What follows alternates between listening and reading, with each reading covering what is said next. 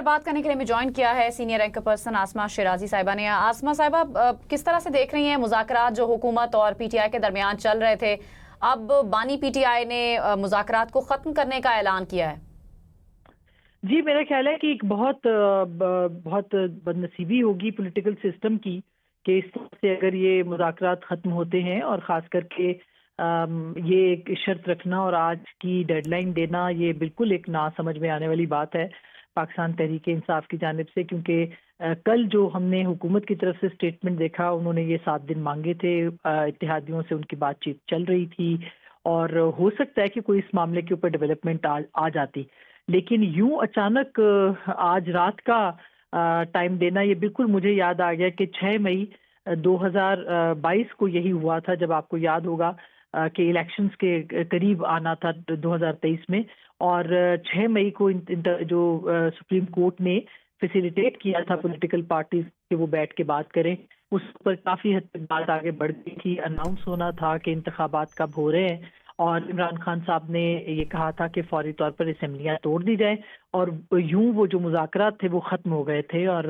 Veto कर दिया था इमरान खान साहब ने उन मुज़ाकरात को, जिसके बाद आपने देखा कि 6 महीने का इंतखाबात में तात्तुल भी हुआ और इंतखाबात अपने वक्त पर नहीं हो पाए थे।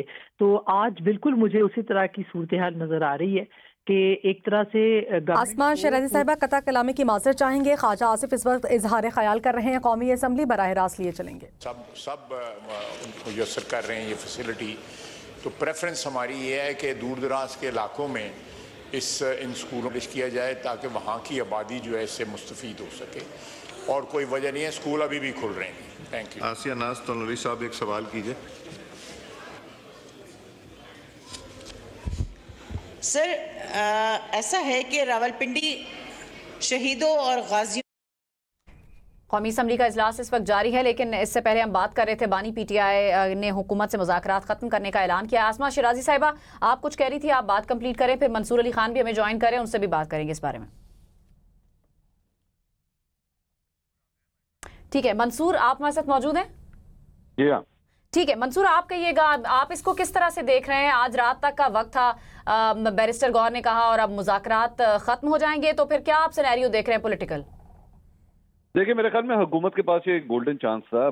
अगर पाकिस्तान तहरीक इंसाफ ये 2 डिमांड कर रही थी और हुकूमती साइड की तरफ से कोई प्रॉब्लम्स नहीं थी, तो मेरे ख्याल में पाकिस्तान तहरीक इंसाफ की इस डिमांड को पूरा कर देना चाहिए था 9 मई के हवाले से भी और 26 नवंबर के हवाले से भी, क्योंकि अगर दोनों साइड्स की बात के अंदर या बयानिया के अंदर एक तजाद है, तो एक जुडिशल कमीशन इसको बना के तो इस मामले को हल किया जा सकता था। लेकिन अफसोसनाक बात यह है कि जैसे ये मुज़ाकरात के राउंड शुरू हुए थे, और ये पहले से ही पता था, क्योंकि जुडिशल कमीशन बनाने की जो डिमांड थी पाकिस्तान तहरीक इंसाफ इन मुज़ाकरात से पहले से ही कर रही थी, तो सभी ये जानते थे कि जब ये लोग बैठेंगे तो इन कमीशन के बनाने की ये डिमांड जरूर आएगी। लेकिन पहले दिन से ही हुकूमत की साइड से जो है ये कहना शुरू कर दिया गया था कि ये बहुत मुश्किल है, ये हो नहीं सकता, बल्कि राना सनाउल्लाह साहब ने तो एक प्रोग्राम में भी कहा कि हमारी बसात से ऊपर आप हमसे चीज मांग रहे हैं जो हम नहीं कर सकेंगे। तो जब हुकूमत के पास इतने मैंडेट ही नहीं है या इतनी पावर ही नहीं है कि वो इस तरह के जुडिशल कमीशन बना सकते, तो मेरे ख्याल में जिस तरह पिछले 2-3 दिन में कई सियासतदान, कई तज्जियाकार ये बात कह रहे थे कि ये मुज़ाकरात अपनी मौत आप मरने वाले हैं, तो वही हुआ है। नजर ये आ रहा था कि इसकी तिब्बी मौत हो जानी है, और आज बिलाखिर मेरे ख्याल में बाकायदा तौर पे ख़त्म ही हो गया। लेकिन इसके बाद सवाल ये है कि पाकिस्तान तहरीक इंसाफ के पास ऑप्शंस क्या हैं इस सारी चीज़ों के बाद?